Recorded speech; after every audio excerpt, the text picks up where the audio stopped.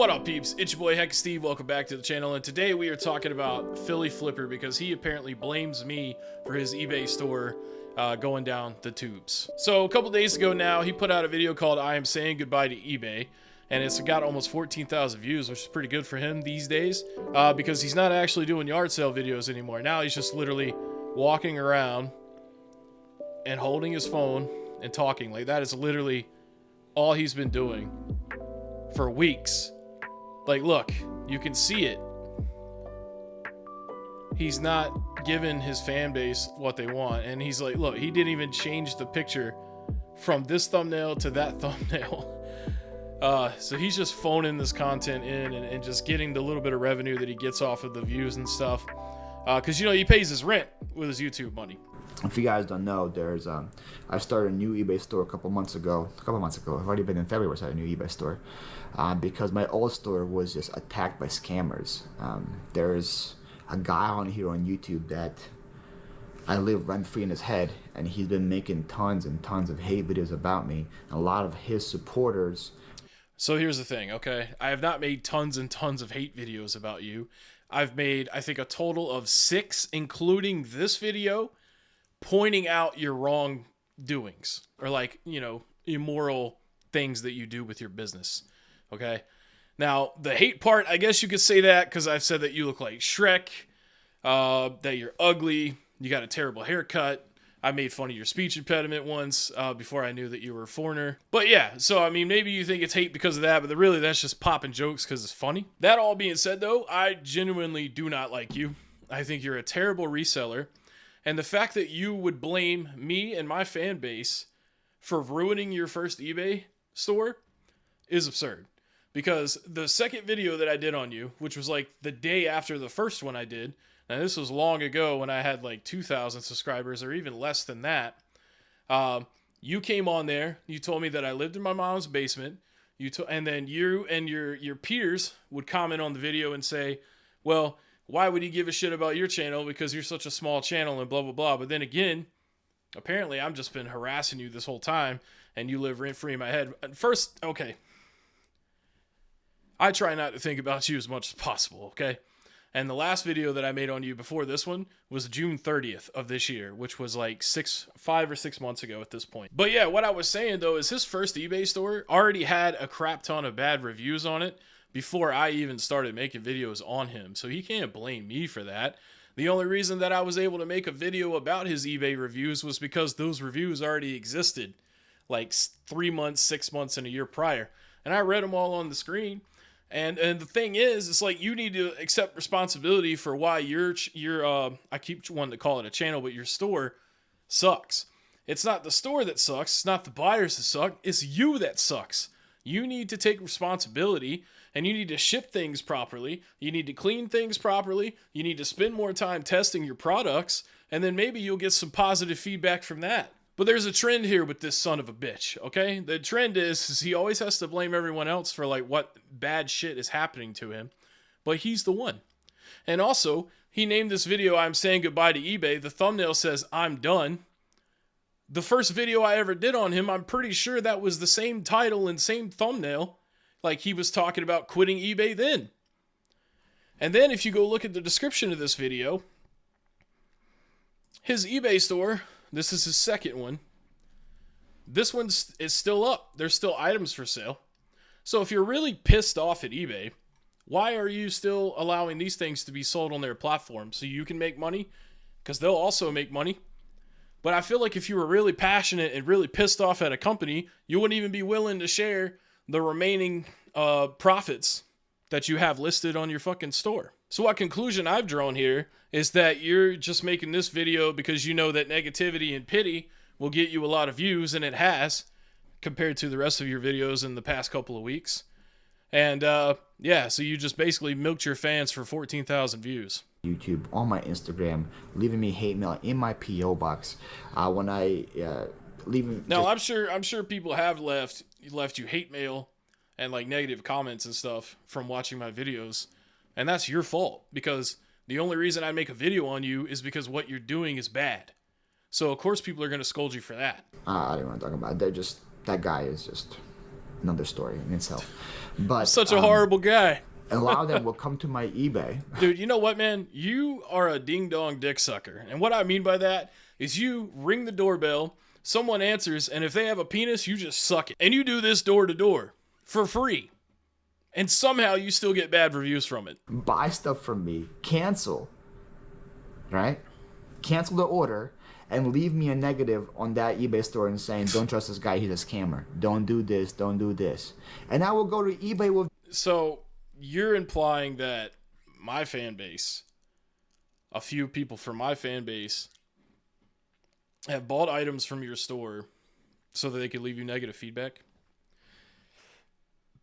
on an order that they canceled? But, like, don't you have to receive an item and then wait 7 days now before you can leave a negative review? So what the fuck are you even talking about? Because I've had bad experiences on eBay in the past year and a half, and I went to leave a negative review, and eBay was like, you can't leave a negative until 7 days has passed since your delivery date. You can only leave a neutral. And I'm like, okay, whatever. But you're implying that people that watch me have went out of their way, went onto your store to buy some shit just so they can leave you negative feedback and screw up your feedback. But dude, your feedback was already bad before I even existed in your life, before I even, started making videos on you. Oh, and then, need I remind you guys that he tried to copyright strike one of my videos I did on him because I was using his clips and stuff. So the dude's very self-entitled. Doesn't believe in free speech, doesn't believe in taking criticism. He only believes in positive, happy-go-lucky things that happen to him. Those reviews, and they'd be like, that's the buyer's experience. I'm like, the buyer canceled the order. What kind of experience is there? Yeah, so basically he's done with eBay, except for he's going to let these hundreds of items that are still on here. I'm pretty sure it's hundreds of items. So here's actually... So later in that video, he starts talking about his second channel, right? The store. And he has one negative feedback out of 12 months, which is pretty damn good. But only like 44 positive feedback anyways. So this store doesn't sell very well anyways, probably because all the shit he sells is overpriced. But yeah, it says, shipped very late, barely any communication, shipped wrong item, and now seller will not communicate at all, ignores all messages, buyer beware. Now... he explains this in the video, and he's going to explain it in this comment that I'm about to read to you. Here's the thing. On eBay, you could set it to vacation mode or like you're away for a while. Like you could set that. But he didn't do that. While he was dealing with Hurricane Milton and Hurricane Helene, because he lives in Florida, he decided that he was just going to leave his eBay store active and going. Because he doesn't give a fuck what kind of experience the customer has, even though he knew he would probably be unable to fulfill his obligation as a seller. Nah, can't do that. But then when they complain about it, then he wants to cry on YouTube about it. He wants to whine, things aren't fair, everybody else is at fault. And then look, shipping was late because my post office was underwater from the hurricane. After explaining this multiple times to the buyer demanded to see my address because he didn't believe where I lived. Because his name's Philly Phlipper. He thought he was in Philadelphia. You should probably change your fucking name to Florida Flipper. After showing him proof, buyer still was very pushy and a pain to deal with. Mind you, at this same time, my car was flooded and backyard destroyed. And still, he was mad that I didn't reply to him in a few hours. Buyer is blocked, and I'm so glad I don't have to deal with him in my life. I'm sure he feels the same way about you. So here we are back on his channel, right? Couldn't do anything, right? Because of the hurricane and everything. Post office is underwater because there's only one post office in every city. Said no one ever. There's literally like 5 in my city. But yeah, so this happened recently, right? When was the date on this? Past month. Okay. So the whole time you can look at all these videos. So he had time to record videos through all this tragic stuff, right? And now he's doing this reselling car fund shit. Hey, look, here's another one where he said, I'm done with this. I had enough. Almost an entire copy paste of this thumbnail. And then that one got really good views too. So this dude is literally just throwing his fan base some bull because he's got to have a new video every couple of days to keep his view count up, keep that revenue coming in so he could pay for his fucking house that lives in the middle of a hurricane like breeding ground. But hey, I mean, you know, Florida's cool. You want to live there? Cool. But it's expensive as shit. Insurance for your homes is expensive as shit. It's hot as fuck all the time. And there's storms that come through and ruin your life. So I don't know why the fuck you would want to live there, but people live there. But then he put this video out 4 hours ago. It's Thursday, October 24th. 4:06 p.m. is the exact time that I'm recording this video right now. He put this video out 4 hours ago and says, "This was a very rough day." So the first half of the video, he's talking about how it was a great fucking day. So that's confusing. So that just kind of leads you to believe that he did this whole fucking thing.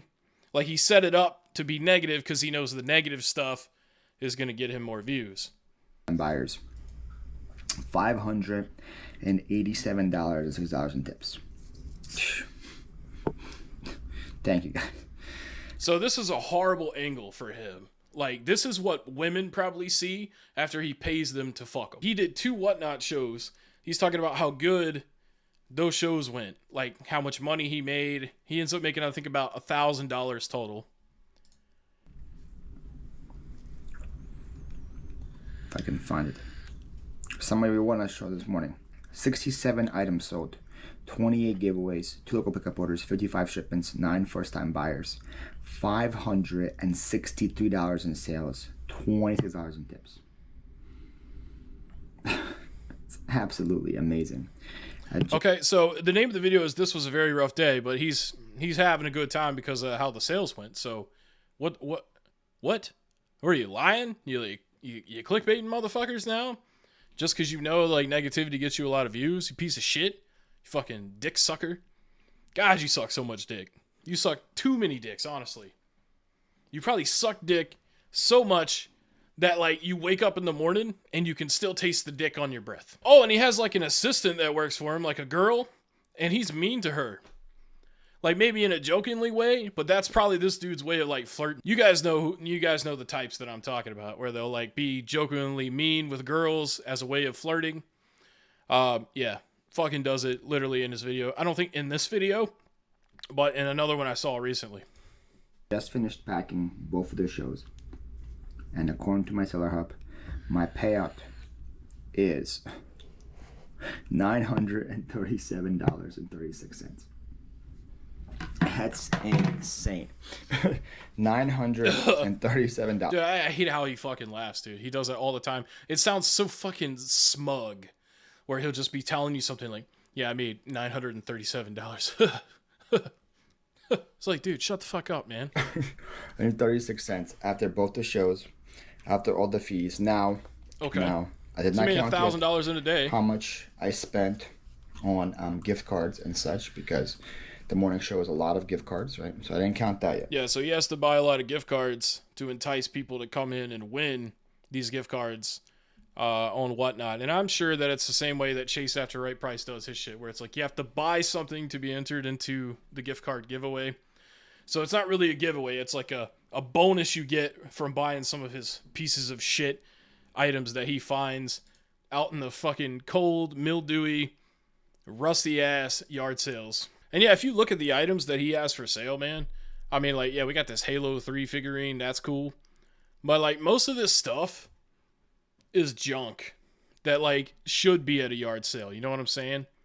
And so like what he does is he goes through and he's like, "Oh, let me take this and then put it online, and somebody eventually will want it." Like, who's paying $22.50 for some pink Crocs? Aren't Crocs like $30 new? So why wouldn't you just go to the store or go on Amazon and pay $30 for some Crocs? They might be way more than that now. I've never shopped for Crocs, but I just remember them being kind of cheap. Why would you want to go through a seller on eBay and wait several days, or in his case, weeks, because the dude is so slow at shipping, even when there's not a hurricane? Why would you do that instead of just buying a new pair? And then look, this is all like old lady trinkets and stuff, like things that old ladies would want. Look, this is just a chess piece from 1971. He wants somebody to give him $30 for that.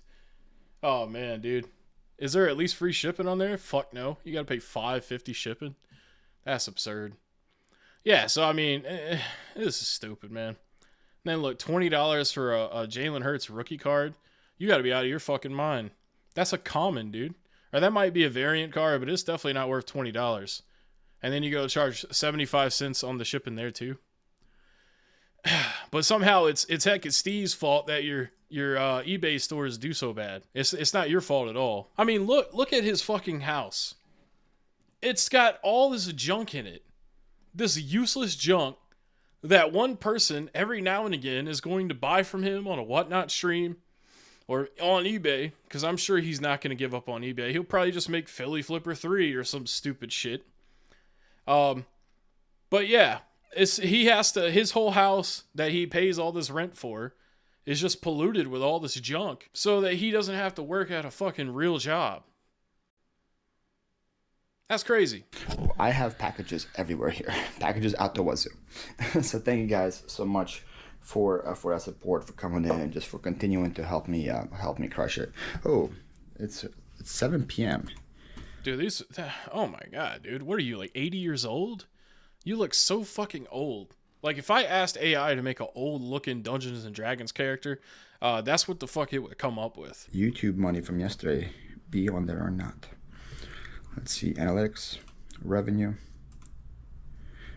It is. I made $65 yesterday on YouTube. Let's go. Yeah, so he made $65 on that pity video.